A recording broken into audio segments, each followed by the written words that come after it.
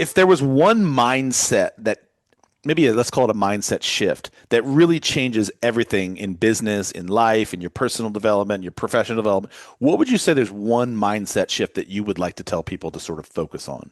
I always use this. I always say small steps lead to big impact. That sometimes people don't immediately see the outcome, they become impatient. I love that you mentioned earlier the fitness comparison. Hmm. They leave a 30-minute six-pack abs class that I teach and they lift their shirt to check out whether the six packs happened. And it's beautiful and it's adorable, but it's impossible, Yeah. right?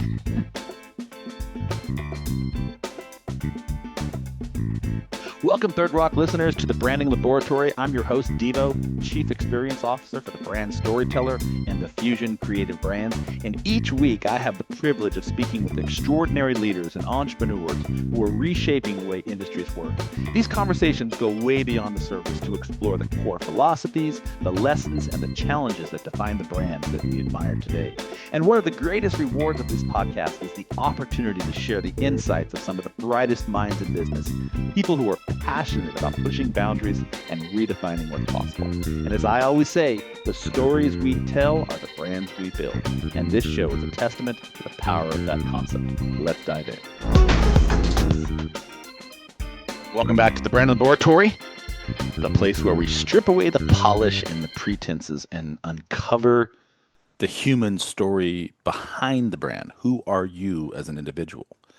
And today in the lab, I have someone who's lived at the intersection of both business and wellness and science. So she's right up my alley, go figure. Dr. Christiane Schroeter. She's a professor and also a best-selling author and a coach. And she's helping entrepreneurs scale smarter. And one of the things that she focuses on is teaching you how to run your business, not be run by your business, by leveraging small sort of strategic actions. So we're going to break it down and learn what that is. I'm in my new studio today. Forgive me for the lack of backdrop. I know a lot of people have asked me the last couple of meetings, where's all the books, bro? Well, it's coming. Just stay with me. Anyhow, back to Christiane. So she calls this the Petite Practice. It's a framework that she is using to help thousands of people achieve big results without sort of burning out. So it's going to be very appropriate for you to listen in if you're feeling a little bit worn down, burnt out, tired. And she's also a host of the globally ranked Happy Healthy Hustle podcast, which hopefully I can be a guest on. So you know she's not here for any of the fluff, and we're going to really kind of dive into the conversation. When I first read her profile when she requested to be on the show, I was like, that is the type of people we want on the laboratory. So we're going to dive into what it really means to lead, what it means to build, and to really thrive without sacrificing your humanity. So welcome to the show, Dr. Christiane. All Awesome. right. All right, so welcome to the Brand Laboratory, Christiana. Glad to have you here. Awesome. I'm really excited to be here. This is going to be a good one, people. So the point of this show, and we were just talking a second ago, is we really, I don't want any fluff. I don't want any BS. I just want to know who you are. I want to understand why you're doing what you're doing, how you got into it. And really, I want my listeners to be able to walk away with something that they can implement into their life today from what they heard you say. So when people look at your profile, they look at your website and you take all of that away, professor, coach, podcaster, author, who are you? Who is Christiane at the core? I think the one word that will completely convince everybody right now that I'm no fluff, I'm German. That's so Oh, funny. what I gotta say. That's so funny you say that because I dated a German before, and I just remember thinking, "Wow, she is no bullshit. It's like straight to the point." Some Americans are not used to that, and they don't want it. It's interesting. This is so funny. I play soccer, and I was actually speaking to at soccer the other day. I was speaking to a guy from Germany. He just came over here to coach one of the local teams here in Charlotte, and I was talking to him, and I asked him like, "What's the difference between if you had to like?" He's been here for like almost a year now, and I was like, "Okay, so if you had to look at German soccer, European soccer versus American soccer, what would you say is the biggest difference?" You want to know what he said? No fluff? He didn't use the word fluff. He said it's no bullshit. Yeah. He's like Americans are really focused on sort of like the social media picture and the like the rah rah. It's like German soccer is just no bullshit. We're here to play football and that's all there is to it. And he's like Americans are all like we're always like about the flash and the dance and the fancy moves. And I was just like, Dad, that is really important that you said that. So anyhow, I appreciate that. Most Germans I've met are like that. So what is it about German culture that's so different from American culture? Would you say? I would say there was a one word that I like. I guess I'm all about the one word responses here today. It's pragmatic. We are Uh, very pragmatic. There is pra- a function, and then there is, something that we do to meet that function. And so we see the task and we try to meet it in the very best way possible. so when it comes to just letting loose and having fun, does that not exist, or do you have to have a strategy and a pragmatic sensibility to having fun? Yeah, probably. Yeah. So That's funny. Let's all get out our notepads and let's talk this through for a minute. So what does that look like for you? What do you do for fun? Like, how does a German Christiane have fun? You're in California now, so you're in America. America's all I about fun. know.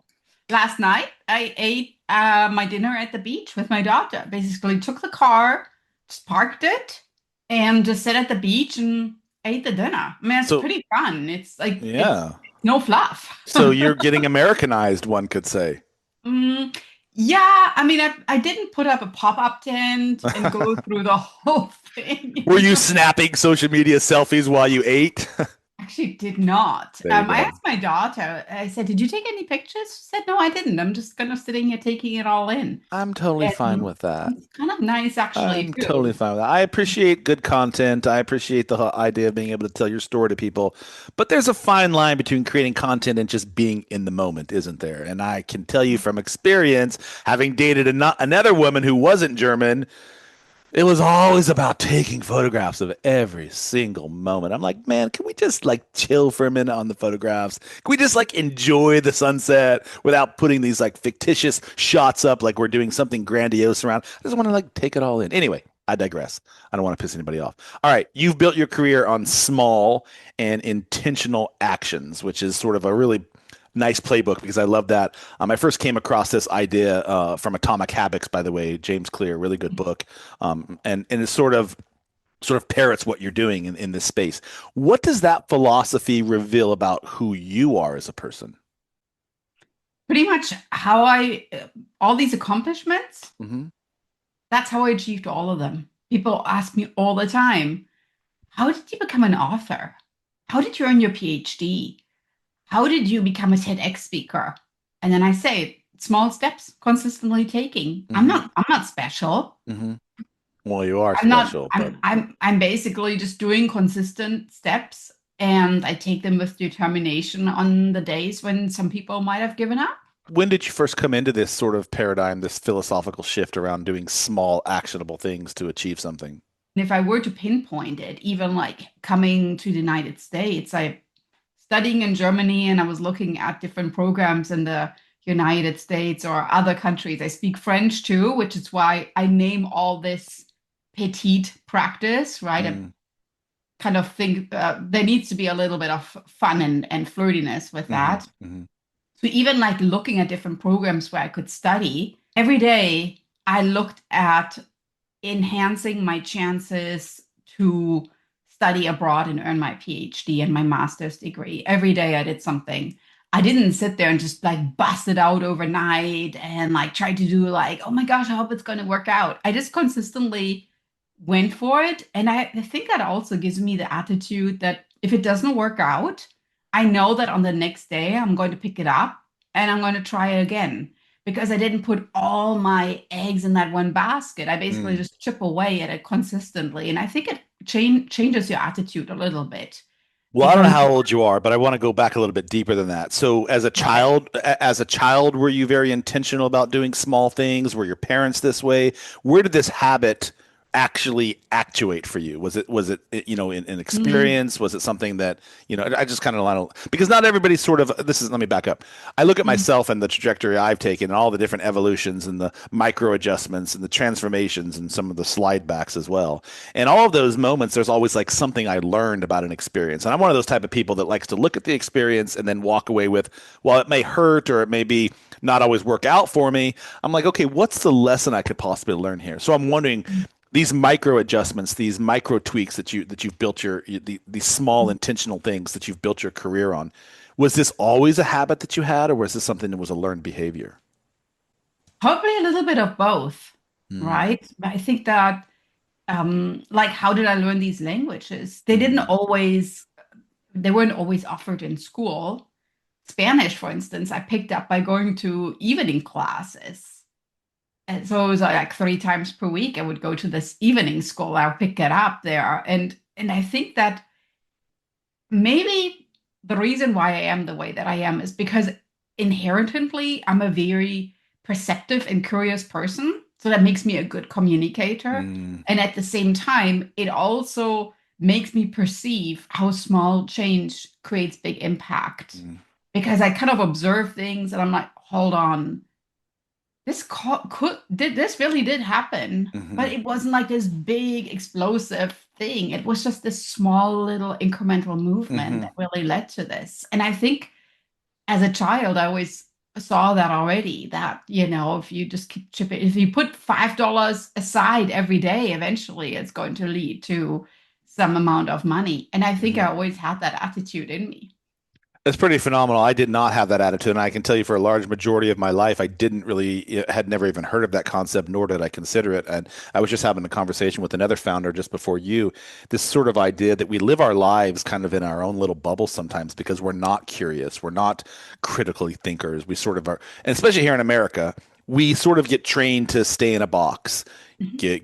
We sit in a box all day long in class, and then we go to another box that's a little bit bigger with more people that are in boxes, and then we go to another one, and then we graduate, and then we go to more big boxes, and we just sit in these boxes all day long. And so I never really sort of had this idea around, doing something bigger with my life. So it's interesting because that doesn't sound like that has been your trajectory, and I'm just curious, what it is about you and your upbringing that sort of forced you to do all these different fluent activities you do. You have a PhD in health economics. You have a career in academia. You've written books, but you also have this entrepreneurial zest, this drive that has pushed you into coaching. And I'm curious, what is it that sort of made you switch from academia to sort of into this new space you're operating? What was there some sort of epic moment that was like, I need to do that, not this? Oh, yeah, for sure. I think that it really, I mean, a lot of people talk about this, but for me, it was really during the pandemic Mm, when I fully transitioned more into online coaching mm, because I did a lot of one-on-one coaching in person. And all of a sudden I was like, hold on, Zoom is kind of nifty. I hmm. mean, we can really talk to somebody across the world. We're doing it right now.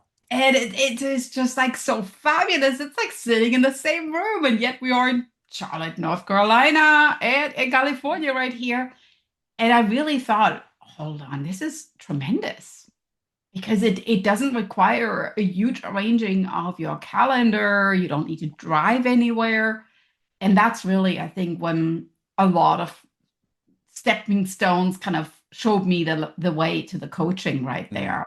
But Which let me you stop you there for a second. Was there something before you got into coaching? Because you were in academia for a while before you even got into I the am space. still in Oh, you're still academia. doing that? Okay, sorry, forgive me. I wasn't sure if you had completely walked away from that. Oh, Okay, now I don't worry. understand. Yeah. So Mm. you were in academia, you're still in academia, then COVID came along, and then so you started making these like micro adjustments into doing more coaching online, and that sort of has led you to where you are today. And actually, let me tell you a fun story of how this all happened. I love So when stories. we transitioned from teaching in the classroom to really teaching online, at the beginning, I did pretty much what every entrepreneur does. I was like, I can't create videos. I don't know how Mm, to do this. And I felt this resistance. And I was like, I've never done this before. There's so much technology. And yeah, I mean, the first videos are pretty crappy, to be honest with you. It was like, oh my gosh, somebody actually is going to watch this, right? But then, of course, it gets better. And after a while, I really became super passionate about creating good content. I thought mhm. this is cool Yeah. because somebody can watch this wherever they are. They can even listen to it. Hmm. And it's such a neat way of creating something for eternity. All entrepreneurs want to leave a legacy. Hmm. And what better way of creating audio or video content that you can pull up anytime and it's Hmm. right there at your fingertips. And of course, keep in mind, I teach marketing, innovation, entrepreneurship. So all of a sudden, my mind was just like, hold on, this is amazing in the classroom, but I'm creating a video that anybody could watch. And then I was just like, That's how it happened. I want to touch on that in a second, but I want to go backwards for a minute. So in your academia, you actually in the physical classroom, you're teaching marketing, you're teaching what else? What else do you teach? Innovation, entrepreneurship. Innovation. And so Yeah. I'm sorry, do you have an entrepreneurial career that you did before you became an academic, and what was that? Yeah, I mean, I worked in merchandising for large food companies. Let's Uh-huh. maybe use that without using names. And Uh, so I learned how, when we go to a supermarket at the point of sale, how consumers were to look at a shelf and how to display information so that their eyes, again, speaking about like the curiosity, their eyes immediately go to the product that I want to sell. How do we display products in a mm, way that it actually generates sales? And how do we structure a shelf in a way that the 3 seconds that somebody spends right there actually lead to a revenue generating activity? So I did that for a long time.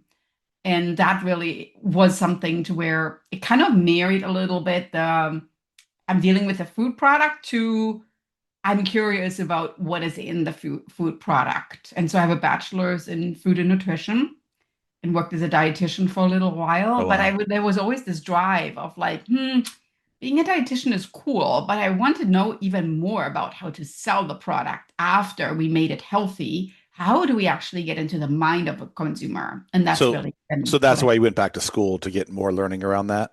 exactly. Got it. Yeah, Got it. it's really And you've like written that. some books. So those are your books I see over your right shoulder. That's pretty Mhm. amazing. I'm in the process of writing my first book right now. Finally decided Good. to just step down and do it.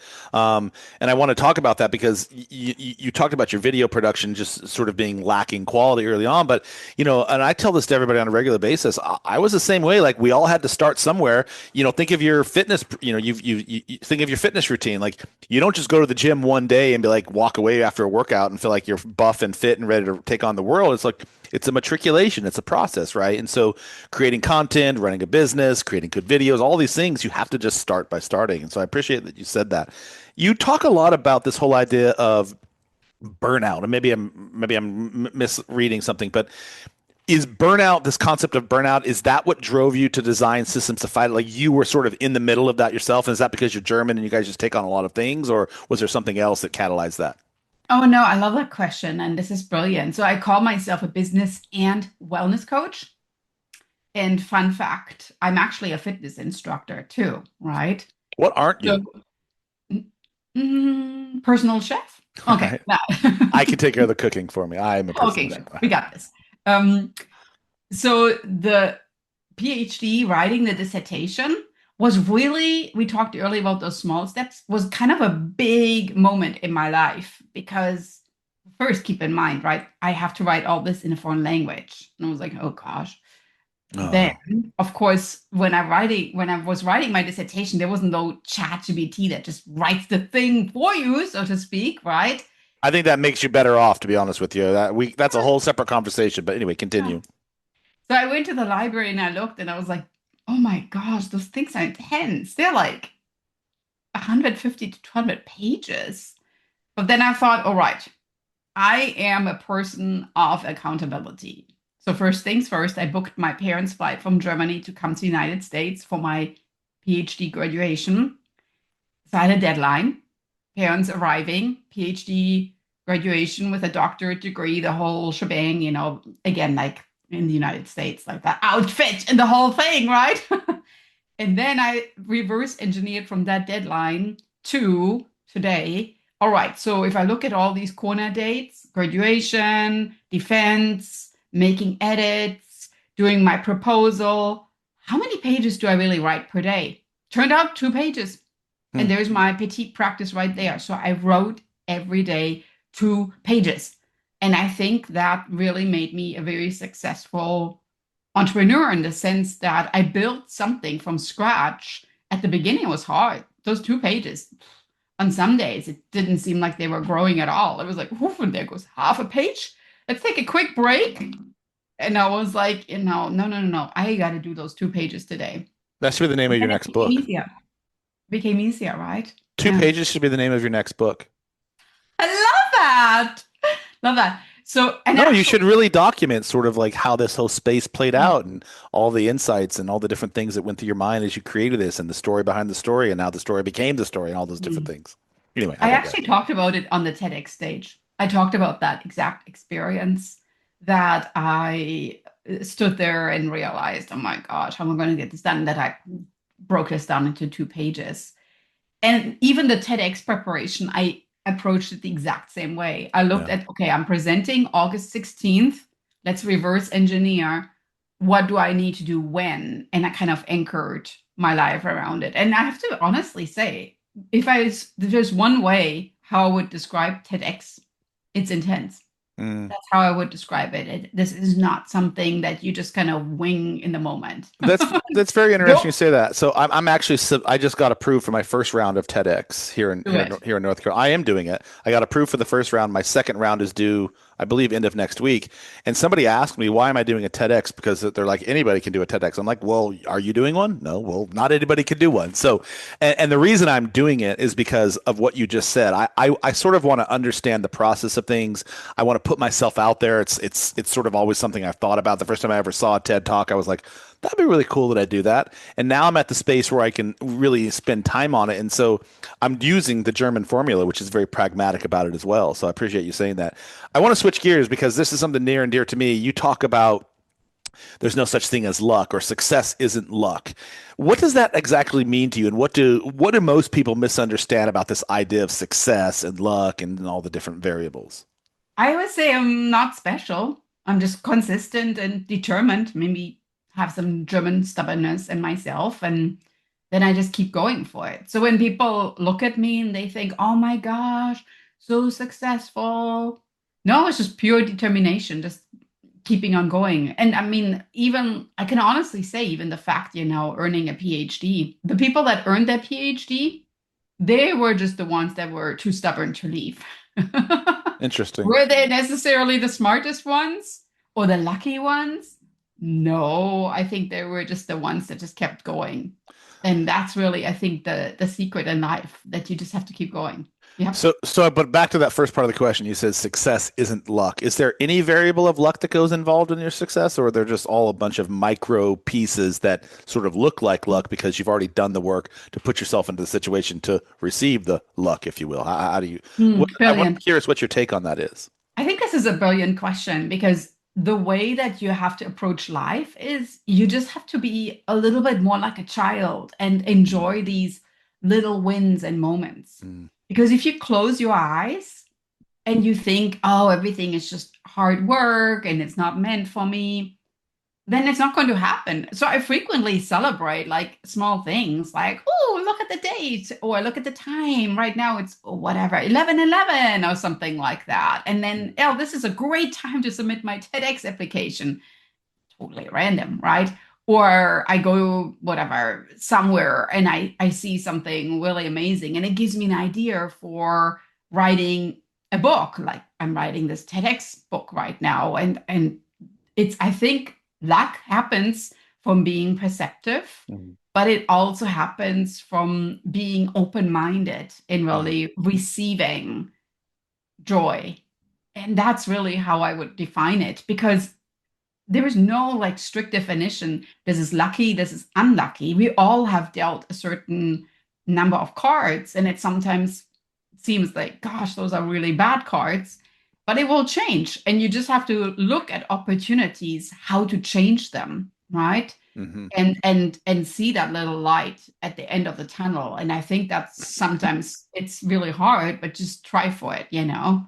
I want to challenge you on something, and not necessarily that I have the answers to it, but you said something about numbers 11:11, and Mhm. you said there's no rhyme or reason to it, but in fact there might actually be. I don't know if you've ever explored numerology or quantum I physics, love it. but numerology, quantum physics, everything's sort of a mathematical equation. Like the universe we live in is basically mathematical equations that are sort of quantifying and multiplying and compounding and recycling and all these different things. So numbers actually do have a lot of meaning. And I only learned this from a friend of mine. She runs quantum physics analysis using astrological formations to help you better analyze your life and sort of how you show up. It's just, her name is Sarah Kirby. If you ever want to connect with somebody that's just a brilliant mind, you would appreciate this. Anyhow, in terms of this, I want to go back to the success thing and luck thing because I run up against this with entrepreneurs all the time, right? There's this rub of what's the difference between working hard or working smarter or working more efficient or working for your company or working in your company, and we're all in the build stage, we're in the grow stage, we're in the scale stage. And so we're all sort of like working through these variables of building our legacy. You said that at the beginning of the show. What's the difference between working hard and working smart to you? I think you need to be perceptive about what works, what feels good, and what steps you will take next. Mm. That's smart. You can't just keep repeating old patterns that don't really lead to an outcome. Mm-hmm. That's working hard. Because you just keep getting the same results if you just keep repeating the same inputs give you the same outputs if you just keep doing the same thing over and over. Yeah. That's insanity. Yeah, it is insanity. I think there's a famous Albert Einstein quote around that. If there was one mindset that let's call it a mindset shift that really changes everything in business, in life, in your personal development, your professional development, what would you say there's one mindset shift that you would like to tell people to sort of focus on?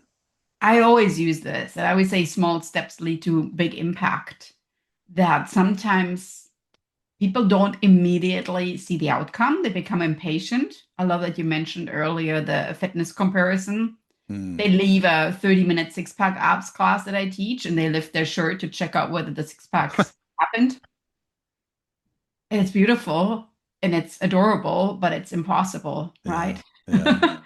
And so small steps. Keep going to the six-pack abs class or whatever I teach, and then you're going to see the outcome. And you just have to stay patient and you have to stay with it. Mm-hmm. And then you're going to see the big impact. Yeah, that's like meditation for me, just sticking with it.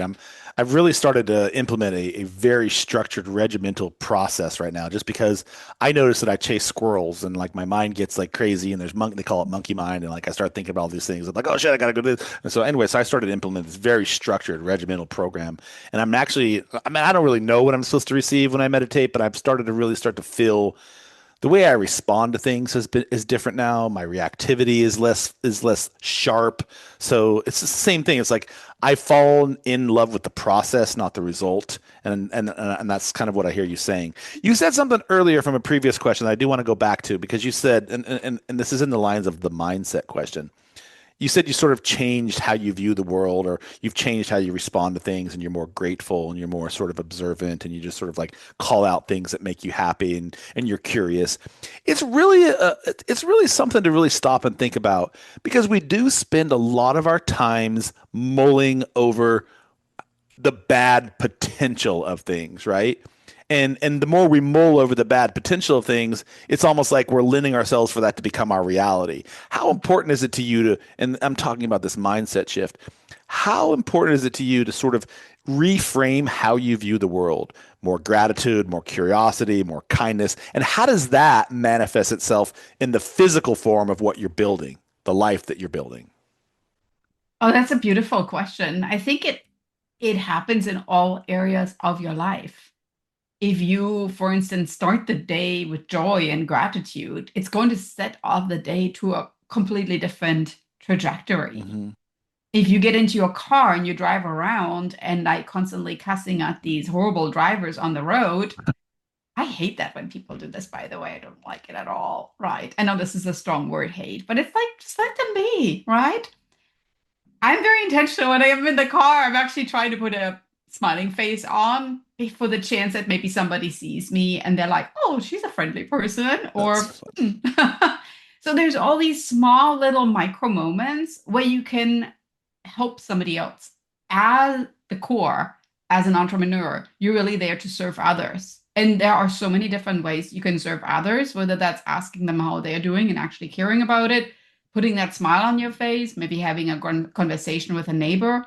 And I think that's really how I became so successful, that I just looked at my day as like this whole bag of opportunities and how I can grow myself. I appreciate what you just said. All of that is fantastic. And two things. I actually ran an experiment about 4 years ago where I dressed up in two different outfits at two different times of the day and put on two completely different personalities at the grocery store Ooh. because I wanted to test this out. I just wanted to sort of see. And the first one, I approached the same clerk, so there was like a controlled environment.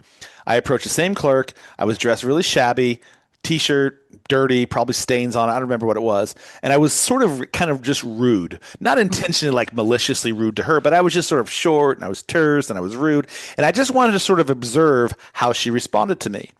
And it was exactly as I thought it was. She was short. She was impatient. She was rude. She wouldn't make eye contact. She was a bit embarrassed, actually. And then a couple of days later, I came back and I ran the same experiment. I know there could be some like subjectivity to this because maybe she was in a bad mood, but nonetheless, you can test this out every day and you get the same results. The next time I came up dressed rather nicely. I was clean. My shirt was clean, but I was really smile like you have on right now. I was really friendly with her. And I was like, I paid her a compliment, not in a weird way, just paid her a compliment. And the response that she gave me was completely different than the one before. So it really does have an impact on sort of like changing how you show up in the world so that you can change the perception of other people.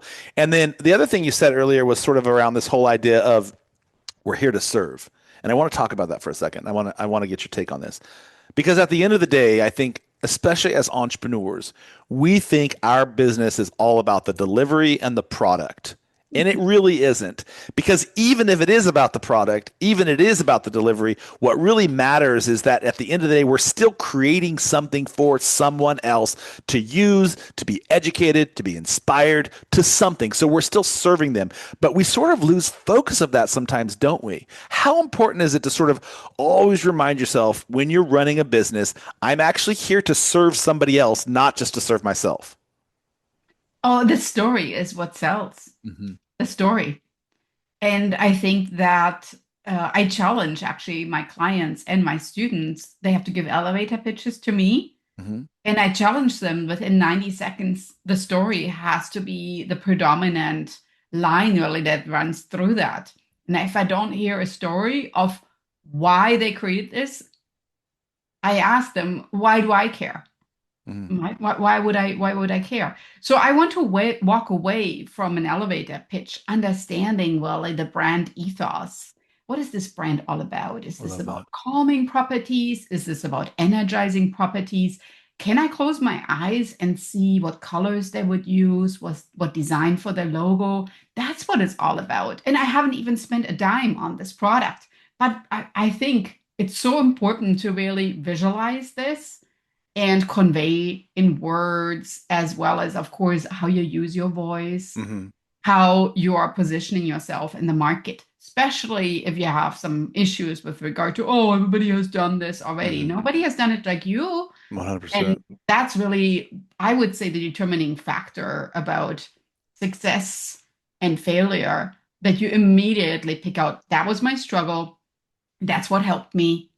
And I'm going to make this a serving business for others who struggle with the same issue.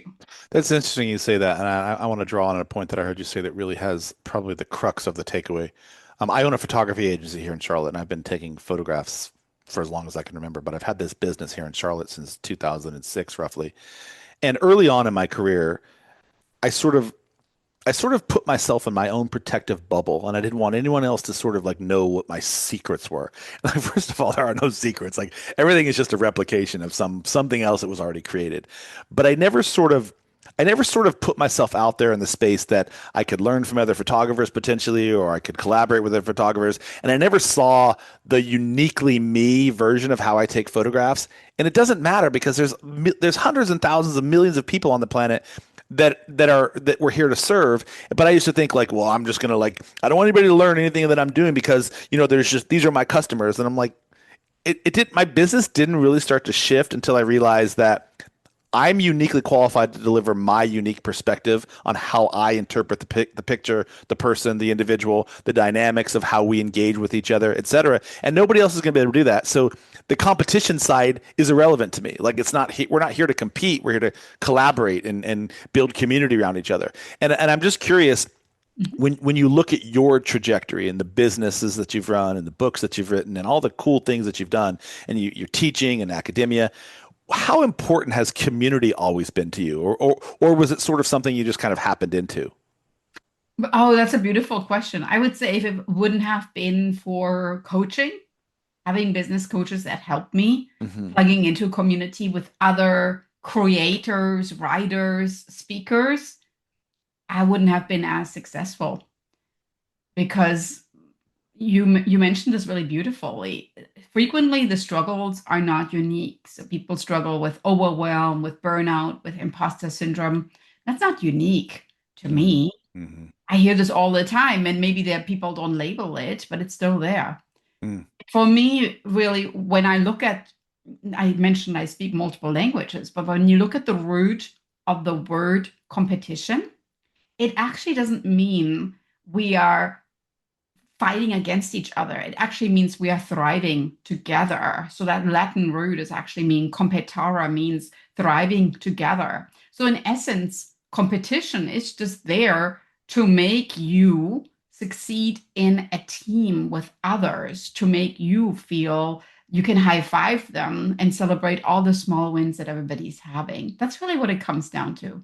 I actually just did my weekly newsletter article that I published today on competition, and the only competition we have is with ourselves. Mhm. And yeah, Rick, really it is, but it's I took it a little bit deeper. It was a quote that I read recently, a Stoic quote. I don't know if you know much about Stoicism, but I think it was Epictetus was his name. He wrote it, and he sort of wrote this whole idea that we all think that we're in constant competition with the world, with our friends, with our peers, but the only competition where we should be focusing on is who were we yesterday and how are we competing against that for today is to become a better version of ourselves in every moment, day after day after day. So I just thought that was really powerful. Um, I want to go back. You talked about elevator pitches because you help people with the elevator pitches. What's your elevator pitch? That I would deliver myself. Yeah, what do you do? Let me hear your elevator pitch. Oh, well, my name is Dr. Christiane. I can change your life by bringing out your unique voice. So you're stepping into this, gain that confidence, getting on stages, writing books, and really bringing out the best in yourself. Brilliant. There's a lot of people who do what you do. There's a lot of people who do what I do. What separates you from them? I use the petite practice method that allows you to accomplish big goals with small steps. So you've programmatized in a sense your zone of genius so that you're delivering it, but it's also can be purchased as sort of like an idea of what Christiane brings to the table. I Yeah, love that. and everything in my coaching uses this to where I hold people accountable, breaking down their big goal into these small steps, these Hmm. petite practices. But then I let them choose. That's really important to give them this independence of what feels right to get started with. Hmm. And then once they made their choice, I basically check in. All right, so now you made your choice. This is the first step you want to take. Awesomeness. So by the next coaching call, I'm going to check in on you and see how that first step worked out for you. And I think that is so important that I don't say, we're reaching the goal this way. I have this formula right here, because that is just me controlling your success. But you're in the driver's seat of your own success. So you need to figure out what works well for you. I have a system and you're just going to use the system. And I love that you brought this up earlier. There's no secret, really, Hmm. right? To be a speaker, you just follow the system. But it's just what in it is it that brings out the best for you? Like, how can you plug into this? And that's sometimes I think where people get stuck, like a game board, and Mm. you roll the dice, but you just don't know which direction to move. I see that a lot, really. Hmm. Well said. What has teaching, and you've taught, I'm assuming thousands of people through your academia. 10,000, more than that. What has teaching taught you about human behavior and resilience and growth and some of these things that you're talking about right now, consistency and curiosity? I'm just curious, like when you see all these different variables of people and you have all these different dynamics and personalities, and everyone comes to the table with their own unique way of viewing the world and their own context and their own behaviors and lack thereof, what is, if you had to consolidate all of those observations into sort of one simple statement about humanity, what has that taught you? We have more in common with each other than you might actually think. Mm. I have a famous game that I play with my clients and also in the classroom, and it's called the 7 degrees of commonality. Kevin Bacon actually came up with a concept to where he said, I made so many movies that when I go to a party in Hollywood, I probably count till seven, and the seventh person has made a movie with me. I play that game in the classroom with my students, and I challenge them because at the beginning they don't know each other at all. find a commonality with your partner, right? And you can even do this on Zoom. You just create breakout rooms and you put your clients in breakout rooms, Hmm. right?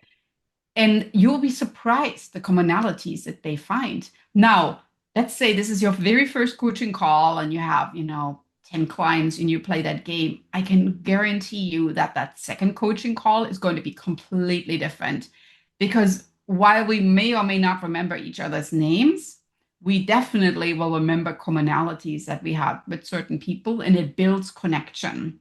So commonality, connection, and that ultimately leads to that community that you really will thrive in. So I create a healthy environment when I coach. I saw a video once, and I don't even know what it was advertising for, but it was a group of maybe I would say probably college age kids, and there were probably 100 of them, and they were all sort of in a group. And then there was one moderator, and he was speaking, and he asked a series of questions that lent itself to what you're just saying. And he was like, "Okay, how many of you people have divorced parents? And if you do, walk over here." And it's like, Love like it. so like 10 people walked over. Let's say, how many people of you have siblings? And then they're like 10. Anyway, you see where I'm going. And they were like, at the end of the day, he kept narrowing down the funnel so that the group that originally was group and he segregated them based upon like questions, but by the end of the questions it turned out that they all had something, almost everything in common in one way, shape, or the other. And I think it was a marketing thing for racism. I forget, but I thought it was really powerfully and well done. So I appreciate that you said that. You personally, and I'm an entrepreneur and I have been for a long time, and most of my listeners are entrepreneurs. we're always sort of we're always sort of up against this precarious line of balance, right? Ambition with well-being, health versus making money, family versus business, all these different things. How do you personally balance what you do in your world and your ethos and your ecosystem? Beautiful question. I am very much, we started this conversation. I'm very much German in the way that I structure my day and I follow a certain routine in the structure. So if you think about my day, I build these bookends. I start my day with a morning routine, then there is the messy middle. The messy middle I'm all right with because things happen. And then there is the evening routine. And I think that for me, for wellness to happen, I wedge one piece in the morning routine and I wedge one piece in the evening routine. So even if the messy middle makes its happening and it's like, I have no idea what's happening today. This is crazy. Mhm. Remember, I just did my morning routine and my evening routine, and I'm really super diligent about it. So even if I have a super early meeting, I'll still calculate out how much earlier do I need to get up to still make my morning routine happen. And how much later do I need to stay up to make my evening routine happen? And that's really when the wellness happens. So think about it. When I approached that first meeting, I already did my workout. I already did all these different things. And woo, it's zooming out right now, coming back in. I love that. So that I think happens when you kind of really figure out what you need to succeed. We all need wellness. The best leaders are the ones that take care of themselves, and they are the role models that we all look up to. And I think that was for me a crucial moment when I realized that. It was like, okay, I can just like get up 10 minutes before and run out of the house. That is not who I am. I would love to see your German morning routine and evening routine. I'd like to just sort of see here if you want to share it with me. I'd love to take a peek at it. Yeah, I also have my German coffee machine, and no, No, I'm I'm totally serious. I'd like to sort of silly. see it. I'd like to, if you're open to sharing it, I'd love to see it. I'm fascinated by what people do in their routines because I'm a student of the game and I'm always trying to learn. So if you're open to sharing it with me, please do. I'd love to sort of see what the steps are that you take. Like, what are the non-negotiables? What are the variables that you have to do every morning? Breath work, meditation, whatever that is. If you're open to sharing, I'd love to see it. Just because again, I just like to learn stuff. I should write a blog article about it. So Yeah, for full details, go to yeah, the blog article. I like But it. as a quick little teaser, maybe I share one thing with you right now. You could do it as a download funnel too for people just to sort of get Oh interest on what you're doing. gosh, let's do a download funnel. I love that. So Well, I'm that's giving what you. we do over here at the Brand Laboratory. What are you learning about yourself right now? Well, it's fun to connect with somebody in Charlotte, North Carolina. No, I And, meant more in like a more existential way, but thank you. I oh, appreciate that. At this moment in your life, this season where you are right now, what are you learning? You said you're curious. What are you learning about yourself right now in this moment of your life?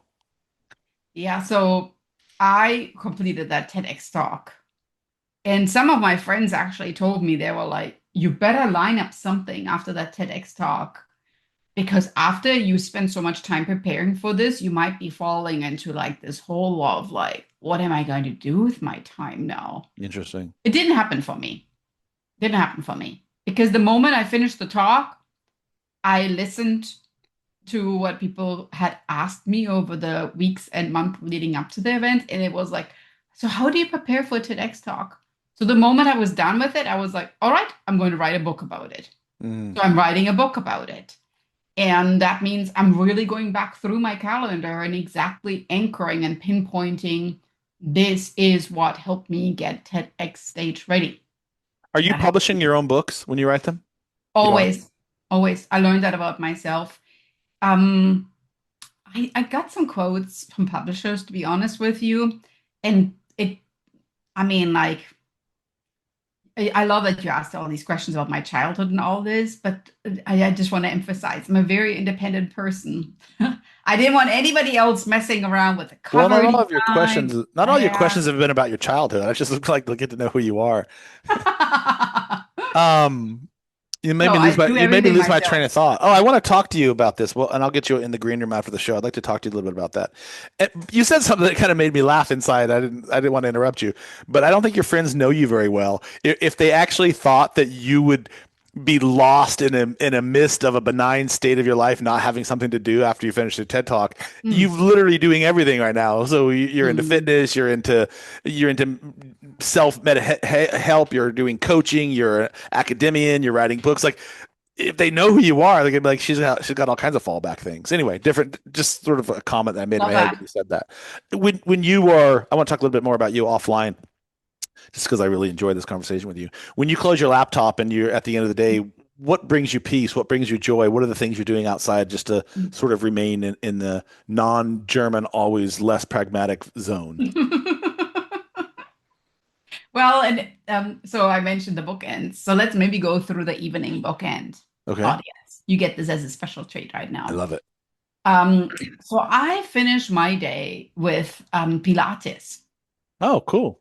Love it Mm. because it's really amazing. I stand a lot during the day. I Hmm. walk a lot, like about 4 miles I walk per day. I never sit down when I teach or when I coach, right? I'm always standing and meandering. And I think Pilates helps me kind of reset my body, align my spine. It's really good to build your core. So if you have never tried Pilates, it's really essential to have a strong core, to have a good posture. Mm. And now if you come back to like being a good speaker or being a good coach, the posture is tremendously Hmm. important. Hmm. So I do that. And then I always make sure to connect with my family. I call it dinner downloads, right? So we sit at the table and we get to kind of download what happened during the day. What was your favorite part of the day? What was maybe not such a great moment of your day? Because it's important to acknowledge the wins and the pieces where things maybe went a little messy, right? So we do our dinner download minus electronics or TV or anything like that. We just sit and go around and share, and it's quite beautiful. And yeah, I think that those two elements right there, it's the mental health from doing my workout, but also connecting with my family, the social health are really important for me to close off my day. It's really important that you said that, and we're on the same page with this family meal concept. I'm a single father, and I've raised my kids from since they were little kids by myself, and I've always implemented wherever possible a family meal for the very reasons you just said. And there's all kinds of science and data on this. It sort of shows the value of sitting around electronic free without distractions, having a family meal. And I won't go into all the variables of that, but I love that you said that, and I really appreciate that. So thank you. If I followed you around for a week Mm. and I was literally just your clone for a week, wherever you go, whatever you do, whether it's Pilates, whether it's coaching, whether it's sitting in the classroom, what would your daily life tell me about you, about your life, about your business, about who you are as a human? What would I walk away with? What sort of sense would I walk away from? I think you would think this lady is a squirrel. Why? Because you're doing so many things. Yeah. but it's not pragmatic squirrel chasing. You have a structured plan to chase the squirrels. Yeah, I'm like very like the type of nuts that I choose are very strategic. But yeah, so this woman is a squirrel, but I'm sure that I wouldn't have that interpretation because if I'm spending a week with you, I would probably start to see the systems. I would probably start to see the Yeah. consistency. I would start to see sort of like the things that actually the synchronicity of them. So what would I walk away with after a week of my time with you? I think you would probably think there's a lot of fun and joy that I build in that is not, I mean, not expensive. Most of the time it's free. And that I'm really built on small moments, Mm. little things. You mentioned earlier the conversation with that checkout clerk. I'm all about that. Like when I teach at the fitness center, I don't just leave the classroom. I connect with the people, and I even connect with the custodians that come in to clean the room when I'm done. That is super important to me. I actually read something somewhere, and I think it's what drove me to go into this experiment. It was if you want to see what a person is about, if you want to understand who a person is, watch how they treat the wait staff, watch how they treat the grocery clerk, the person washing their car. And that always resonated with me because I'm very similar to you. I'm like, why would you treat somebody just because you have more position of authority or more money? Why would you be a dick to that person? What's the point? What do you get out of this? And I'll tell you why. When I was early in my corporate career, and I want to get back to who you are, but I really wanted to share this with you. When I was early in my corporate career, fresh out of college, the thing that resonated with me the most were the people who had positions of authority and how they treated people of lesser position in their eyes. And I just remember thinking how I was drawn to the people that treated me like a human and as their equal rather than the ones who talked down on me. And I just remember thinking, if I'm ever in a position, I'm like, 20 years old. If I'm ever in a position of any sort of like prestige or authority or where I'm like running all these different things, I will always try to treat people with kindness and respect and decency and never be a dick like that person just was. Anyhow, sorry. So back to you. I'm spending a week with you. You're sort of describing what I would walk away with on who you are. Yeah, I think you would definitely notice that. Mm. That I treasure the small moments of connection, that I make connection in places you wouldn't have even thought you Mm-hmm. could connect with people. That I see opportunities where you don't see them, and I see structure where you might not have seen them. And I think it just all happens because I'm kind of perceptive. Mm-hmm. I walk around sometimes with my headphones on because I'm probably listening to a book, right? I read a book per week. So Love I that. have to do it somehow, right? I read a lot by listening. What's the last book you read? Currently, actually rereading the Let Me Theory book by Mel Robbins. Okay. For Love that. whatever reason, I told my husband about a part in the book and it reminded me. And then I was like, well, I probably should just reread it. So I'm rereading it right now. Great. All right. What else? Any variables that we walk away with? That in reality, we talked earlier about the outfit and all this. It's not even that important really in how you show up. You can quickly transition from doing a workout to doing a professional life to being the very best cook for your family, etc. It doesn't always really matter even what you wear, because I nearly swear that in that experiment right there, if you would have been friendly in your control with that dirty shirt or whatever, Mm-hmm. nobody would have even noticed. Some people notice. Yeah. Some people notice. Some people are very materialistic in that capacity and make judgments on that. Very So rash judgment. be less materialistic. Yeah, I I'm think yeah, I'm that definitely that I definitely do not fall into that category. I went to college. It was interesting you said that. And we're almost running out of time. So thank you, first of all, for being here. I really appreciate you. I went to college, a very, very wealthy, very, very prestigious college, and I only was there because I played sports. And I just remember thinking how materialistic so many elements of this were. And I had never seen any. Well, I'm one of 12 kids. I grew up really poor. I had never seen anything like this before. So it was like this, my head was on a swivel 24/7, almost every day walking around campus. And I just remember thinking, there's a whole nother side of the world that I have never seen anywhere, shape, or form of this. So when yeah. people listen to this podcast and they get a taste of you, or they watch your TEDx, or they read one of your books, and you're not in the room, what do you want them to say about you? She's fun. She's Yeah. fun. I like that. Yeah. She's fun and she make me smile in working through those hard moments when maybe I didn't feel like smiling. Is Mhm. there is I'm going to play a quick lightning round with you, sort of last three questions. Sure. Is there a buzzword in your industry, whether it's coaching or academia, that you want to see retired? That I don't like? Yeah, you want to retire this word, a buzzword that everyone's using. Like Oh, for me, it's authenticity. I fucking hate that word. Right, oh, go. Sorry, good I one. have a Yeah. really potty mouth. For me, it's burnout. Burnout. And it's, I mean, I live in California, so there's that whole thing there too. Mm. Um, Nope. You get one word. What's one word you want retired that you hear? Burnout is one Okay, word, burnout. isn't it? Sorry, I thought you were saying something with California. I misunderstood you. Nope. Nope. Burnout. What is one? I think I know what you're going to say. What is one small daily habit that if you could only do for the rest of your life, you absolutely swear by, you'll never give up? Walking. Mm, I love that.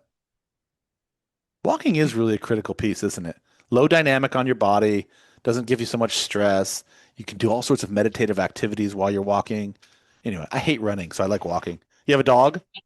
No, but I don't like running either. I hate running. I play soccer, which is crazy because I run 4 miles a game when I'm playing soccer, but there's a purpose behind the running there. I just like to go out and run. I know people be like, "Oh, Devo, you could get the runners high." A hamster. I can get the runners high anywhere, so I'm not going to go run like a hamster. Yeah.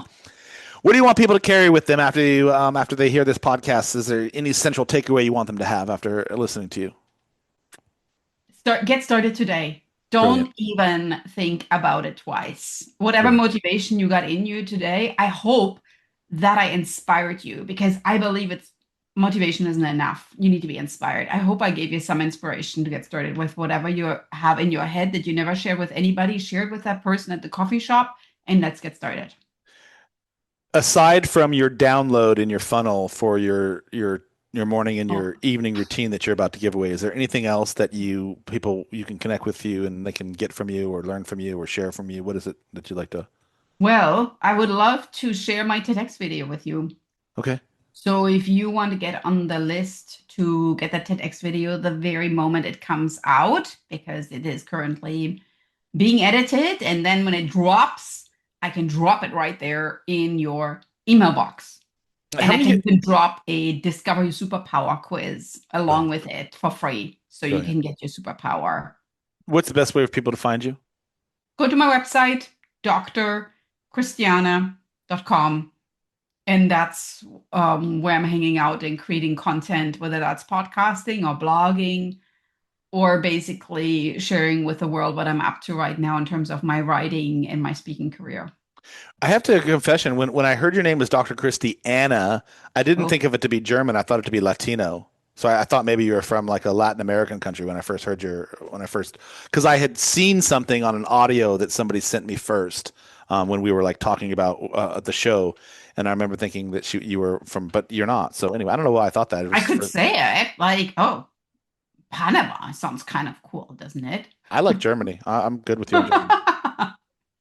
I appreciate you being here. We will put all of your links where people can find you, all the cool things in the bottom of the show when we put it out. Dr. Christiana, thank you for being here today on the Brand Laboratory. Really appreciate your time. Thank you. Thank you.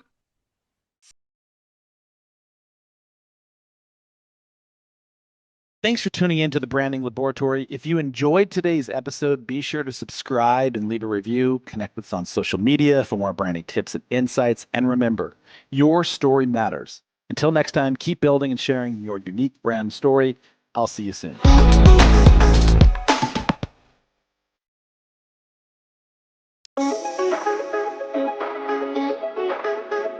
Thanks for tuning in to the Branding Laboratory. If you enjoyed today's episode, be sure to subscribe and leave a review. Connect with us on social media for more branding tips and insights. And remember, your story matters. Until next time, keep building and sharing your unique brand story. I'll see you soon.